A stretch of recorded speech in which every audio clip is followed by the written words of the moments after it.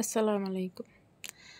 চলেন আজকা রানতে রানতে আর খাইতে খাইতে আপনাগুলোকে কয়টা কথা কই।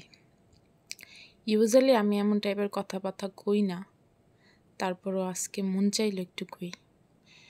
কিছুদিন আগে আমি টিকটকে একটা শায়রি টাইপের জিনিস শুনছিলাম, ওইটা উর্দুতে ছিল। শায়রিটা ছিল এমন যে তোমার পৃথিবীতে আপন কে, আর উত্তরটা ছিল এমন যে যখন তোমার সময় ভালো তখন পৃথিবীর সবাই তোমার আপন, আর যখন তোমার সময় খারাপ তখন পৃথিবীর কেউই তোমার আপন না, কেউই না। আমি আসলে একটা সময় ভাবতাম যে পৃথিবীতে এমন কিছু সম্পর্ক আছে যেগুলো আসলে সময় খারাপ বা ভালো দিয়ে মাপঝোপ হয় না।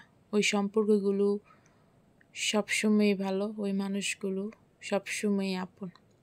কিন্তু ইদানিক আমার মনে হইতাছে না, আমার ধারণাটা মিথ্যা।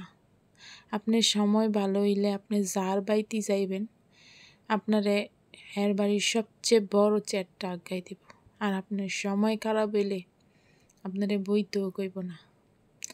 আপনারে দেখলেই ডরাইব, আই হায় কেলেগা জানি আইসে, কি জানি চাইতে আইসে, না বেশি পাত্তা দেওয়া যাইব না, তাইলে গাড়ি উঠতে যাইব।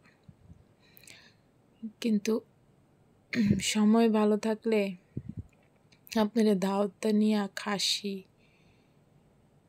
গরু সবই খাইব, কিন্তু তেলটা দরকার আছিল তখন যখন আপনি তেলের কারণে মাথা আপনার চান্দি হুগাইয়া মাথার মস্তক টকবক টকবক করতেছিল।